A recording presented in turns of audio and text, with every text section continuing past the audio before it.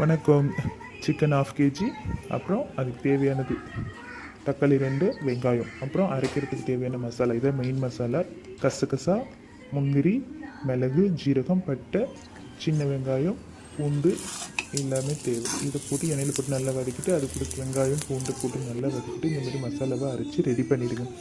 அப்புறம் சைடில் அடுப்பில் எண்ணெய் சட்டி வச்சுட்டு பட்டை சோம்பு போட்டு தாளிச்சுக்கோங்க. தாளிச்சுட்டு அது கூட வெங்காயம் வதங்கினதுக்கப்புறம் இஞ்சி பூண்டு பேஸ்ட்டு வதங்கினதுக்கப்புறம் தக்காளி நல்லா குக்கானதுக்கப்புறம் நம்ம கழுவி வச்சுருக்கிற கோழியை அதில் போட்டு நல்லா ஃப்ரை பண்ணிட்டு அதில் விட்ற தண்ணி சுண்டை வர அளவுக்கு போட்டுட்டு அதுக்கப்புறம் அது கூட 1 ஸ்பூன் மிளகாத்தூள், அப்புறம் அரைச்சி வச்சுருக்கிற தேங்காய் எல்லாத்தையும் போட்டுட்டு தேவையான அளவு தண்ணி ஊற்றி முடிச்சுட்டு மூடி வச்சு வேக வைக்கணும். அப்புறம் அரைச்ச மசாலா, இந்த மசாலா தான் இந்த குழம்புக்கான டேஸ்ட்டு.